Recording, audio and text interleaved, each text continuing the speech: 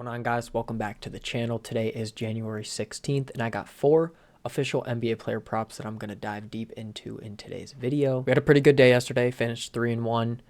CJ McCollum cashed us out with his points. That was pretty easy at like 20 or something. Derek White, it was a little sweaty at halftime, but he ended up cashing us out over 9.5 RA. Klay Thompson, that addition that you only really got if you were my VIP or did watch the YouTube video yesterday, at plus money we cashed his 4 made 3-pointers. He finished with 6. I don't know what it is with him versus Utah, but I'll take that every time. The one play we did miss was Jock Landale over 6.5 rebounds. He only had 1 at halftime, I believe, and finished with 5. So if he just had a little normal of a first half, he would have cashed us out at like 7-8 rebounds. But it's all good. I'll take a 3-1 day any day of the week. That brings us up to about over 13 units of profit on the season. We're up since the new year, January 1st. We're up about like 5.4 units, I believe.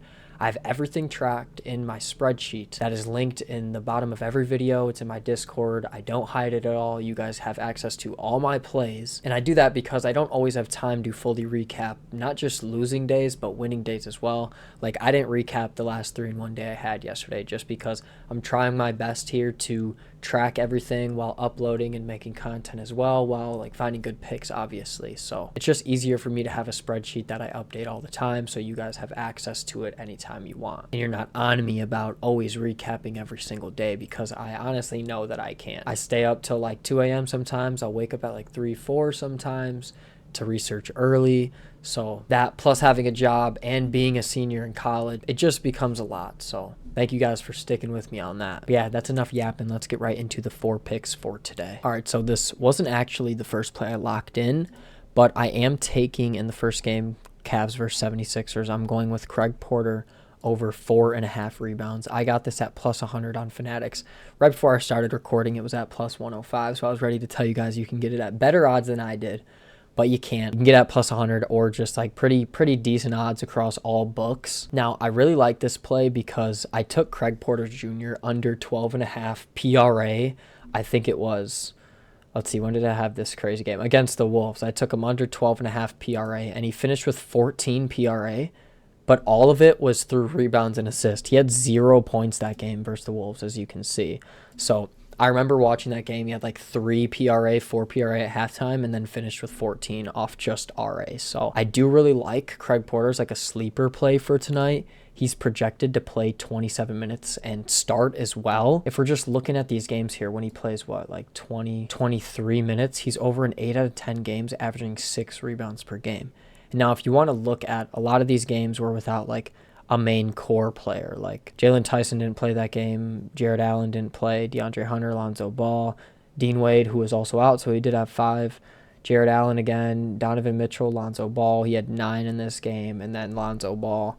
But I don't think that has too much effect, because that's exactly what's happening tonight. Without Darius Garland and Sam Merrill, Craig Porter's role is increasing. So 27 minutes should be enough time on the floor for him to get some rebound chances. I like this line because he had 9 rebound chances in just 18 minutes in the Sixers-Cavs game 2 days ago. And he only played 18 minutes with Sam Merrill, Darius Garland, and they won by almost 30. So if he is seeing that 23, 20-minute mark, whatever, I think that's way more than enough time for him to grab 5 rebounds. This game has a pretty close spread at plus 3. They allow the 4th most rebounds to his position. They allow the 9th most rebounds overall, 7th most offensive rebounds, and guards have had no trouble grabbing rebounds, including his own teammates. Darius Garland grabbed 3. If Darius Garland can grab 3, I'm pretty sure Craig Porter can grab 5. And in these games, these were the only games he had less than 9 rebound chances. So if we look at games where he had 8, he's over in,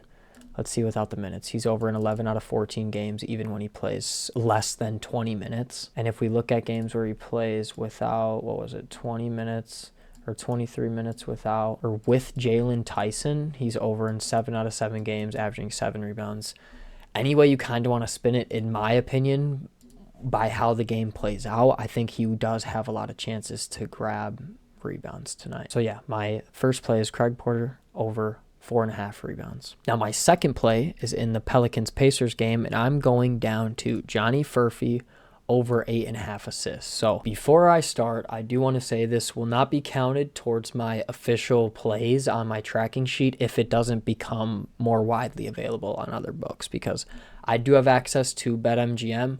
I know a lot of people don't, so if it doesn't become more available for everybody, I'm not going to track this win or loss on the spreadsheet, but I do still want to go over it in the video because I think there's a ton of value here at the 8.5 PA. So if we just look at his minutes that he's projected to play, he's had a very consistent role no matter who kind of gets injured and is active. So Johnny Furphy projected to play 24 minutes tonight. He's been playing around that mark, like I said, pretty consistently recently. And when he does see 20 plus minutes, he's gone over this line in 7 out of 9 games. And if we just look at games without Isaiah Jackson, he's gone over in 6 out of 6 games, averaging almost 11 PA. And I do like this line because if he gets 2 assists like he has been able to do in a little tougher matchups than the Pelicans, we're basically taking his points line at 6.5, which has a 100% hit rate. And his 3-point line is at negative 200 odds on every single book to make at least 1 3-pointer. So if we're taking his line at 6.5, basically, if he gets 2 assists, then that means 1 3 puts him at 3.5 points, which means he has to make 2 layups, which is where he scores 50% of his points in a beautiful matchup versus the Pelicans, which I think is very doable for him in 24 minutes. This game total is insanely high, 241 points. The spread of -4 should be a close game. You guys can see here the Pelicans allow the 3rd most assists per game. Now, PRA isn't terrible. I wish this was at 13.5, but I didn't go with rebounds because in this last game versus the Pelicans earlier, Johnny Furphy scored 18 points in 23 minutes. I can't believe I forgot to mention that right away. This was a blowout loss without Aaron Nesmith, but I mean, he's obviously capable of scoring versus this team. He's done it once before, but in that game, he only converted on 2 out of his 10 rebound chances in his 23 minutes. So I'm not too confident on him. I know Isaiah Jackson did play in that game, and he has been rebounding very well recently. Johnny Furphy has 14 rebound chances, 13, 10, 17. But over the Props Madness just added this new feature where you can look at last 5, last 10 instead of just last 15 games as well. And over their last 5 games, the Pelicans have actually been a top 10 to top 5 for rebounding team. So I'm just staying away from the rebounds included in the PRA or just his rebounds alone, even though it's at plus money. I think PA is the move here. And another reason why I like this line is because let's say he does only get 1 assist, which he has done in every single game without Isaiah Jackson. Then we're just taking this line at 7.5 basically. And I do also like Johnny Furphy's chances at getting to the free throw line, which he has done in almost every single game here. And the Pelicans foul at the highest rate in the entire league over their last 5 games. So I know he shot 2 of 8 from here, geez, but if he does get to the line and make 1 free throw, we're getting this at 6.5, make 2, 5.5, just makes it easier for him, which does make sense too, because if he's not getting assists, that means he's probably taking the shot. So I like this Johnny Furphy 8.5 PA line. If it does become widely available, I will put it on my tracking sheet and call it official. If it doesn't, then this is just free insight for you guys. If you do have BetMGM, I would lock this in. Now my third play is in the Bulls-Nets game, and I posted this early. I talked about it last night in my Discord, and if I woke up to it at a decent price, I was going to lock it in. But I took Kobe White under 2.5 3-pointers. I got this at like -138. It was at like -130 or -125 or something. And in my cart, like as I was pressing bet, it jumped to -138 for me. I still locked it in, but you can still get this at not too different odds than what I got it at. I definitely wouldn't take it at -160, but like -145 is still playable. Definitely not ideal with the juice, but what can you do sometimes? I just don't think the volume has really been here for Kobe White since returning from his injury. The 3 games he's played, he's taken 5 threes, 7 threes, and 4 threes, and he hasn't been making them. Shot 25%, 29%, and 20%, so he's sub 30% 3-point shooter since returning from his injury. And for him to make 3, that means he would have to take at least 9 3-point attempts in this game, which I don't think he's going to do, since he didn't do it in easier matchups prior to the Nets, who are allowing the least amount of 3-point attempts over their last 5 games. They've been a good defense at defending the three all year. Over their last 15 games. They're the best team as well. And I just don't think, one, Kobe White takes the amount of volume that he needs to take in order to make 3-pointers. And two, it's a super tough matchup. If we just look here at all the games Kobe White has played this season, in hard matchups, he's gone under in 6 out of 7 games, averaging not even 1.5 3-pointers made per game. Wait, let me just add 25 minutes here just to be safe. I guess it is still sub 2 3-pointers made per game. But the one time he did go over, he took 9 threes, which I don't think he's going to do tonight. So if he does take anywhere from 4 to 8 threes, I do not think he makes 3 of them. Anyway, you kind of want to spin this. It just doesn't look that good in Kobe White's favor, in my opinion. He's projected to play 31 minutes, which is a lot of time on the floor. But if we look at games this season without the filter, if we look at games when he's played 25 to 31 minutes, he's only averaging 2 3-pointers made on the season per game, gone under in 10 out of 17 games. Just think he doesn't get the volume. Tough matchup, like I said. Kobe White under 2.5 3-pointers is my third play for today. Now my fourth play is in the Wolves-Rockets game, and I'm going with Donte DiVincenzo. I sent this out at under 15.5 points. This does look like it's been bumped to 14.5 on every book, but this is by far going to be the sweatiest play of the night because Ant Edwards is out, and if you look at this graph, Donte's averaging 17.3 points without Ant, and that's including a blowout win to the Bucks where he only played 30 minutes and took just 6 shots. But as you guys can see, the total of this game is not too high, 221.5, close spread, but it is a super tough matchup for Donte versus the Rockets tonight. They allow the 4th least catch and shoot points per game, which is how Donte scores 71% of his points. They also allow the 3rd least spot up points, 3rd least off screen. They don't really foul at a very high rate at all. And then looking back at this graph, if you do look deeper into this, a lot of these games were without Mike Conley, one, so Donte has actually gone under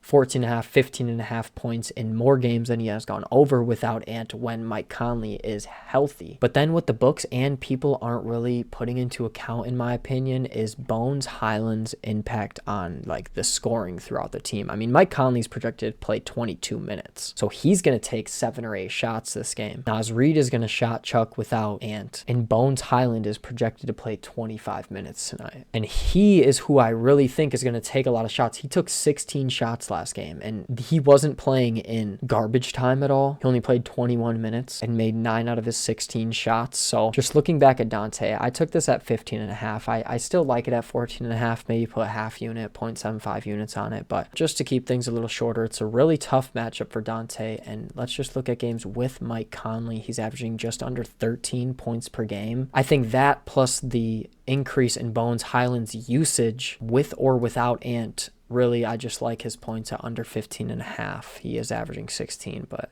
that's just because he dropped 25 points in this game, and it's kind of like an outlier in this graph. I don't really see Donte taking 17 shots this game, 14 shots. He could take up to 14, but I kind of see that as like a ceiling with how many shots Bones Hyland has been taking. And you can see in the other games without Ant, even in the closer ones, he only took 10 shots, 7 shots. Now, if we look at games this season when he's taken 8 to 14 shots, he's only gone over this in 11 out of 26 games with or without Ant, averaging 13.4 points per game. 15.5 was such a golden line because if we just look at games on the season, 15.5 versus 14.5. He's gone under 15.5 in 28 out of 41 games. But when we bump this down to the 15-point mark, he scored 15 points in exactly 5 more games, so the hit rate does get a little worse. But I sent this out at 15.5. So yeah, my fourth and final play is Donte DiVincenzo under 15.5 points. Him and Kobe White are going to be 2 really sweaty unders, but I like the read. I like the angle. I'm confident in them. I locked them in. Let's go 4 for 4 today on official plays. Now, a couple leans that I did like today was, first, I did kind of like Quentin Grimes over. I mean, he did take 7 shots last game. 5 of them were threes, but he doesn't really have the same role that he did with Kelly Oubre, and now that everyone's healthy, obviously. So I stayed away, but even like his PRA, his 5.5 RA is interesting. He had 7 rebound chances in 22 minutes, only 2 potential assists, but like I could definitely see him going over this 11.5 PR line like he did last game. Just being a hustle guy, going for rebounds. 3.5 rebounds lines at plus 140, even though he had 5 last game. That's interesting if anybody's looking at that. I also like Jalen Tyson over his points because without Sam Merrill and without Garland, He's gone over in 6 out of 6 games, averaging 20 points per game. But that's pretty similar to the reason why I'm on Craig Porter, is because I don't think Craig Porter's like increase in role has been taken into account, or I think it has been taken into account with this line being as low as it has. The odds have actually like went in the favor of going under, and Lonzo Ball is also playing as well. And he scored 9 points, shot 50%, which he probably won't do again because he's not very consistent, which all points to Craig Porter grabbing more rebounds. I do think like this is interesting that every time Tyrese Maxey like kind of has a poor game, he does score pretty well the next game. Like he only had 21, then he goes 31. He had 24, 54. I know these were pretty low, but then he bounced back right again. 44, 12 points, 28. This kind of like, I know this line was at 26, so I guess you could count it. He had 13 points, then 27. 22 points, 29, so now he has 14. I do expect him to bounce back at home because they did get blown out by 26, which is pretty embarrassing. But I just don't really know who's going to score 30 points. Him, Joel Embiid, Paul George is going to take some shots, VJ Edgecombe, Kelly Oubre, Quentin Grimes. So just a little unpredictable with the teams that like play each other back to back within like a 3-2 day time period. And I also just liked Craig Porter's rebounds more. I was more confident in it. So those were the leans for that game. In this game, I do honestly think Pascal has a really good game. Like he has a really good matchup. He scored 22 points versus them earlier, and I think he gets to the line like how he did like 4 or 5 times again, like he did in their last game. I know a lot of people are on Nembhard's assists, but I can't do it because like in easy matchups, he doesn't, like I know recently he's been getting a lot of assists, but if he comes back down to earth, he's not racking up a ton of assists. I know Benedict Mathurin is out. This is a lot higher, but I don't know. This line just seems very interesting. His conversion rate has been pretty good in some of these games. I do like him to score, honestly, more than assist tonight, but that's also why I took Johnny Furphy's 8.5 PA line, because the Pelicans just suck. Everyone kind of has a good matchup. I did also like Zion's 23.5 point line over Trey Murphy's now 22.5 point line. Zion has a way better matchup tonight. Trey Murphy's just been the one that's been a little hotter recently. Didn't really have much else for the Bulls-Nets game.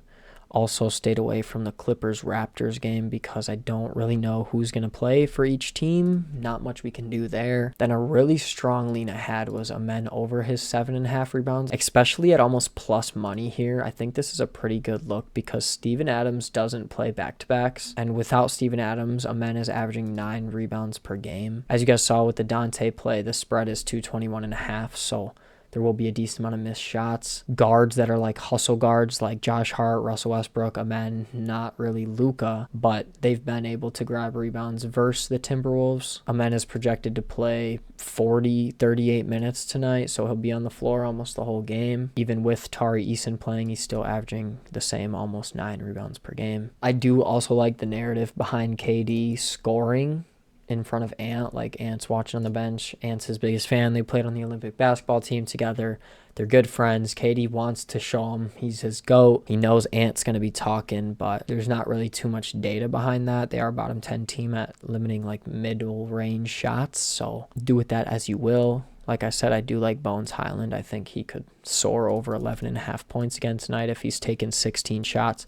Mike Conley's also interesting because without Ant, he's gone over in 5 out of 5 games. But it is a super tough matchup. I do think he takes like 5, 7 shots, 8 shots. So he could as well for surely go over his 10.5 PA line. It's just a little tough matchup here, but definitely a good look. Now in the Wizards-Kings game, I wanted to lock this in so bad. Russell Westbrook under 16.5 points. It looks like it's been bumped down to 15.5. I probably should have, even 14.5 on some books, but I just couldn't bring myself to take an under versus the Wizards. They're just so terrible. You don't really know who's going to score. My reasoning behind Westbrook's under was because when all these guys are healthy, like Dennis Schroeder alone, let's see, Malik Monk, Maxime, and now, or he hasn't played a game with Maxime, or he played one. Other than that, when these 3 are healthy, Dennis Schroeder, Malik Monk, and Sabonis, Westbrook only went over 16.5 in 1 out of his 8 games, and he's averaging under 13 points. So even in like easier matchups versus the Jazz and like the Bulls, he wasn't able to score because there's so many mouths to feed on this team when they're fully healthy. But yeah, I just couldn't bring myself to taking an under versus the Wizards. I honestly think the Wizards have been playing pretty well. They are just pretty injured, so the Kings have also been playing pretty well. The game should stay close, in my opinion. So if it does, I bet Westbrook finishes the game, so I don't want him getting like a couple extra buckets to win the game at the end. But another lean I did like in this game was Keyshawn George over 25.5 PRA is what I sent some leans out to Discord earlier, and this was one of them. Just like I said, Wizards have so many injuries, and when Keyshawn George, he's projected to play like 30-something minutes. When he does get the minutes and without Bilal Coulibaly, he's going over this 7 out of 10 games, averaging almost or just over 31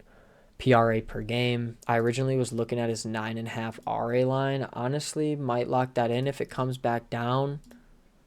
Kind of regret not locking that in earlier. That was my main read. But yeah, it's just a strong lean as of right now. That's my last lean. Again, guys, like I said last video, I am a Props Madness affiliate. So as you can see in the top of the screen, use code Nick for 25% off your first month if you want to get insight like I do. But yeah, guys, that's all I got for today's video. It might be a little longer. I'm sorry about that. Kind of broke down the whole slate a little bit. If you did enjoy this video and how I broke down the props and kind of went through the whole slate, make sure you leave a like, subscribe, and comment down below on how I can improve my videos or my research process in general. I'm down to improve in any way. But yeah, that's all I got.